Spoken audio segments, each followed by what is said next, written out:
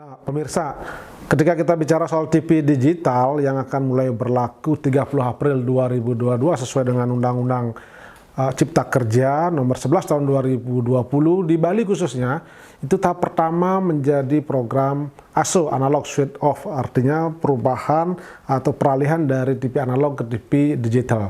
Sesungguhnya banyak sekali pertanyaan yang muncul, apa itu TV analog? Kemudian apa itu TV digital? TV digital sekali lagi adalah bukan TV streaming, bukan TV yang menggunakan internet atau kuota. Jadi masyarakat tidak perlu khawatir, ini tidak menggunakan kuota internet, tapi menggunakan TV seperti yang biasa ada selama ini. Jadi itu akan dimulai tanggal 30 April 2022 di Bali. Nah, bagaimana dengan TV yang ada sekarang, yang ada di rumah masing-masing? Khusus untuk TV tabung, tentu harus ditambah dengan alat yang namanya set-top box atau STB.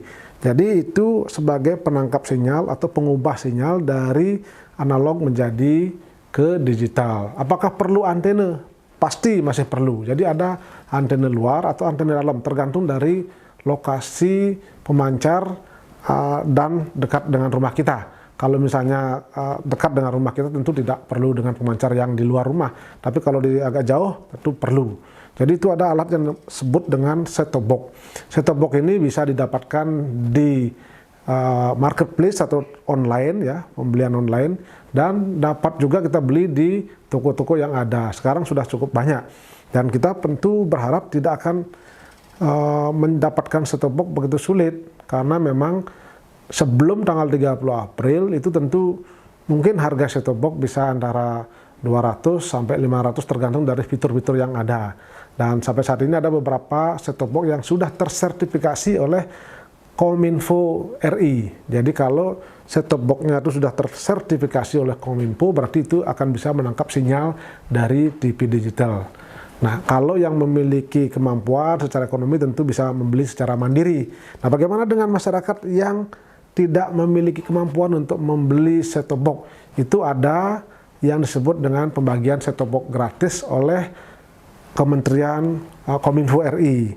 Nah, ini mereka siapa saja itu? Itu datanya adalah merupakan rumah tangga miskin yang ada dalam DTKS. DTKS itu Data Terpadu Kesejahteraan Sosial Kementerian Sosial RI. Di situ ada data yang siapa saja yang mencatat, yang tercatat akan mendapatkan set-top box secara gratis. Total kalau saat ini data yang ada adalah 6,7 juta di seluruh Indonesia. Sementara di Bali ada sekitar 78.000 orang yang tercatat di situ. Bagaimana caranya mengecek? Caranya mengecek itu adalah dengan para ibu, bapak boleh mengecek ke cek bansos di internet seperti itu. Kemudian ketika cek bansos di Kemensos itu cari pembagian set-top box atau mungkin bantuan set-top box di situ. Kalau ada nama-namanya itu memang tercatat, jadi bapak ibu memiliki hak untuk mendapatkan set-top box. Apakah secara otomatis mendapatkan set-top box? Belum tentu juga, karena nanti akan diverifikasi lagi oleh petugas yang diberikan kewenangan untuk membawakan set-top box. Jadi set-top box ini akan mulai dibawakan ke rumah-rumah masyarakat, rumah tangga miskin yang berhak untuk mendapatkan set-top box itu secara langsung. Nanti di situ akan dicek. Yang dicek pertama, apakah rumah tangga miskin itu memiliki TV analog atau TV tabung. Nah, kalau misalnya dia tidak memiliki TV tabung, tentu tidak akan mendapatkan set-top box karena memang tidak memiliki TV. Tapi kalau misalnya dia sudah memiliki smart TV atau TV digital, tentu tidak juga. Akhirnya apa? Set-top box itu akan kembali kepada Kementerian Kominfo seperti itu. Jadi mekanismenya seperti itu. Jadi tidak mesti semua yang tercatat di rumah tangga miskin itu akan mendapatkan set-top box, tapi datanya ada. Dan itu akan diverifikasi petugas langsung. Itu untuk tahap pertama ini, mulai tanggal 15 Maret sampai 30 April akan dibagikan sekitar 3,2 juta di 166 kabupaten kota di seluruh Indonesia. Dan di Bali hampir 9 kabupaten kota akan mendapatkan, dan ada rincian-rinciannya. Jadi di Bali itu ada 4 pemenang MUX atau multiflexing TV digital itu, yakni Antv, Nusantara TV, kemudian Metro TV dan TVRI. mereka memiliki kewajiban untuk membagikan atau memang menyetorkan set-top box sesuai dengan waktu perjanjian kontrak atau mungkin waktu tender seperti itu. Misalnya Antv di mana dapat lokasi untuk pembagian dan sebagainya, nanti dikomunikasikan kepada Kementerian Kominfo seperti itu. Nah, kemudian bagaimana dengan masyarakat? Apa yang diperlukan oleh masyarakat? Masyarakat tentu memerlukan TV yang sudah ada itu. Jadi dicek di situ apakah sudah menjadi TV digital. Kalau belum, TV-nya misalnya masih analog, tentu dengan alat set-top box seperti itu.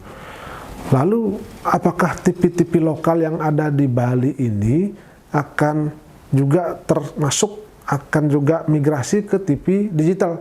Tentu kewajibannya adalah semua TV itu wajib migrasi ke TV digital. Kalau sampai tanggal 30 April 2022 tidak migrasi atau tidak pindah ke TV digital, secara otomatis izinnya itu sudah mati. Artinya tidak ada lagi TV analog, baik IPP-nya maupun ISR-nya otomatis mati ya.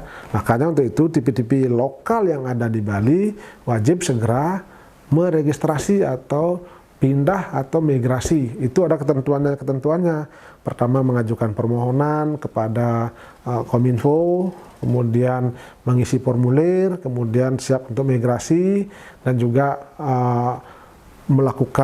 melampirkan perjanjian kerjasama dengan pemenang MUX yang ada di Bali.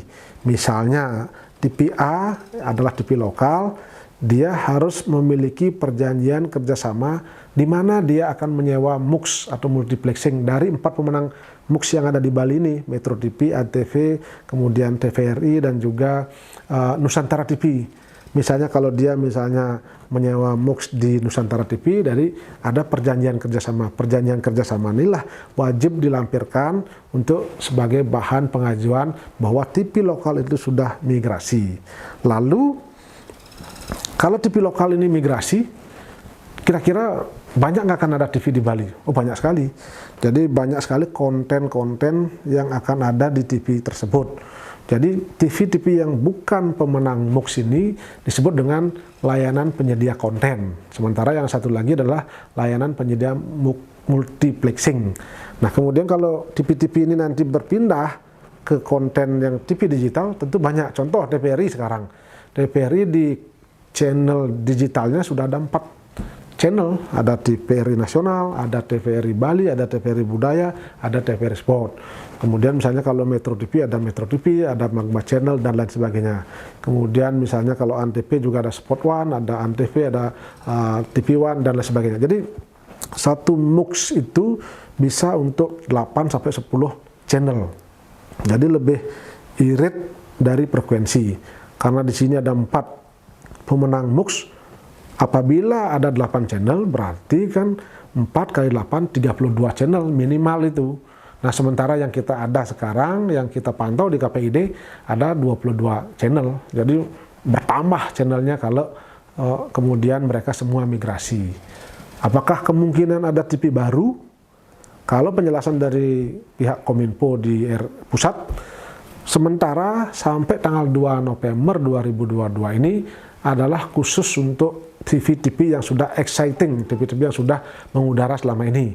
Kalau untuk TV baru nanti akan ada regulasi baru mungkin ya, akan ada mekanisme baru. Untuk itulah waktu itu KPID Bali diminta untuk menyampaikan kajian apabila nanti dianggap perlu ada TV baru lagi, dianggap memang layak secara kajiannya ada TV baru, kemungkinan bisa diajukan ada TV baru yang ada di Bali setelah tanggal 2 November 2022. Jadi ini adalah peluang bagi kita di Bali untuk untuk memberikan atau meningkatkan layanan konten-konten sebagai penyedia konten, khususnya para production house, untuk kita berlomba, berkreasi, berkreativitas untuk menghasilkan karya-karya yang akan ditayangkan di TV. Karena untuk di TV itu wajib tetap untuk menyiarkan konten lokal minimal 10% dari jam siarannya tersebut.